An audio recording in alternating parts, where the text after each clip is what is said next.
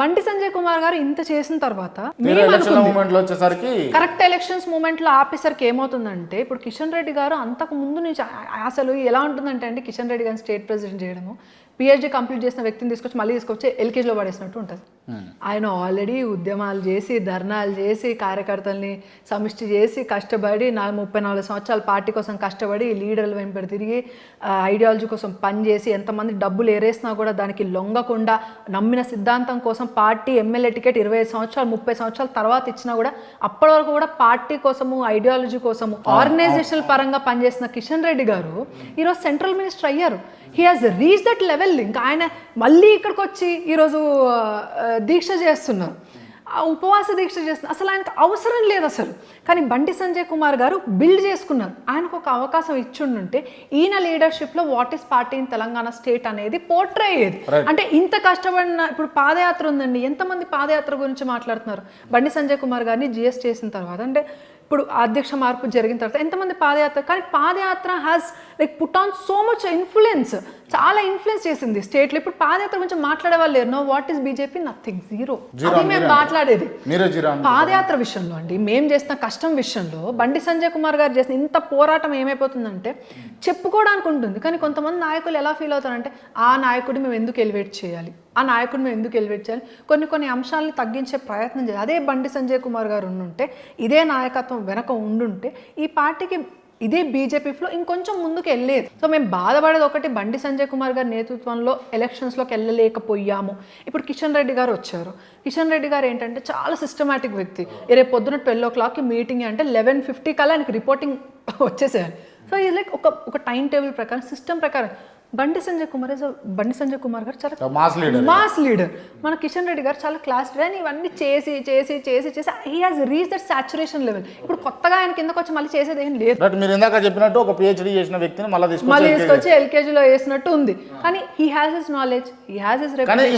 ఇప్పుడు బండి సంజయ్ పరిస్థితి ఏమైందంటే 9th క్లాస్లో ఉన్నటువంటి స్టూడెంట్ని కాస్త ప్రమోట్ చేసి ఇంటర్మీడియట్కి వేసినట్టు ఉందా? ఇప్పుడు బండి సంజయ్ కుమార్ గారు ఎప్పుడు కూడా ఆయన వ్యక్తిగతం గురించి ఆలోచించుకోలేదండి. నిజంగా ఆయన వ్యక్తిగతం గురించి ఆలోచించుకోవాలంటే ఈ పార్టీకి ఆయనకి కేంద్రంలో ఇన్ఫ్లుయెన్స్కి లేకపోతే ఇతర లీడర్స్ మధ్య కానీ అంతకుముందు మినిస్ట్రీ చేసిన వాళ్ళు కానీ ఆ ఇన్ఫ్లుయెన్స్ అంతా ఆయన యూజ్ చేస్తే ఈ పార్టీకి ఎప్పుడో సెంట్రల్ మినిస్టర్ పోస్ట్లో బండి సంజయ్ కుమార్ గారు ఉండగలుగుతారు.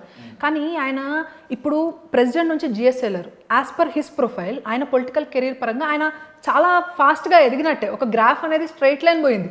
కానీ ఆయన ఆలోచించేది ఇక్కడున్న కార్యకర్తల గురించి. ఆయన వెంబడి తిరిగిన కార్యకర్తలు నిజంగా ఆయన స్టేట్లో ఉండుంటే ఆయన చూసుకోగలుగుతారు. ఇప్పుడు ఏమైపోతుందంటే మళ్ళీ కూడా కొంచెం క్యాడర్ని డిస్టర్బ్ చేస్తారు. అంటే ఇప్పుడు మళ్ళీ వాళ్ళకి అనుగుణంగా ఉన్న వాళ్ళని ఎట్లా పని చేస్తారు, మాస్గా వెళ్ళే వాళ్ళని కొంచెం ఆపడము, వాళ్ళ సిస్టంలోకి తీసుకొని రావడం అంతా చేస్తారు.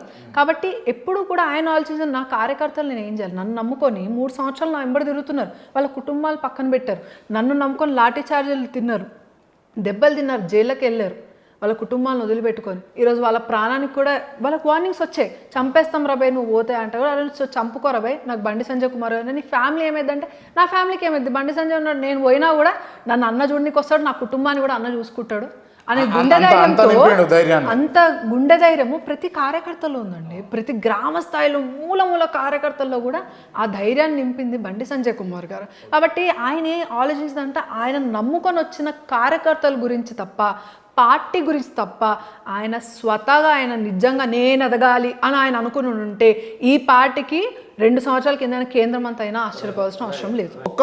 ఒకే ఒక మాటలో బండి సంజయ్ గారి గురించి చెప్పాలంటే ఏం చెప్తారు? ఛత్రపతి శివాజీ మహారాజ్ మా జనరేషన్కి. కిషన్ రెడ్డి గారి గురించి చెప్పాలంటే is a very classic politician, upgraded politician. Raghunandan Rao గురించి చెప్పాలంటే intellectual. DK Aruna fire brand of BJP obviously. Vijayashanti నేనేం చెప్పలేను అక్క గురించి. ఈటల రాజేందర్ ఆయన రాజకీయ అనుభవజ్ఞుడు, సింపుల్ యాజ్ దట్. కేసీఆర్ నమ్మించే వ్యక్తి, మోసం చేసే వ్యక్తి, అంతే. కేటీఆర్ ట్విట్టర్ టిల్లు, ఇప్పుడు ట్విట్టర్ ఎక్స్గా అప్డేట్ అయింది, ఎక్స్ టిల్లు అని పిలవాలి ఇప్పుడు ఆయన. కవిత లిక్కర్ క్వీన్ అంటే మళ్ళీ లిక్కర్ గురించి క్వశ్చన్స్ అడుగుతారేమో కదా. షర్మిల ఒక రాష్ట్రాన్ని అన్న పాలిస్తున్నాడు, ఇంకో రాష్ట్రాన్ని చెల్లి ఆడబడుచు కట్నంగా తీసుకునే ప్రయత్నం చేస్తారు. రేవంత్ రెడ్డి గోడ మీద పిల్లండి ఆయన. ఉత్తమ్ కుమార్ రెడ్డి అసలు అలా హైప్ చేయాల్సిన అవసరం లేదు. భార్గవి కళ్యాణి ప్రజలు ఆదరిస్తే గొప్ప నాయకురాలు. థ్యాంక్ యూ అండి, thank you so much. Thank you, ధన్యవాదాలు.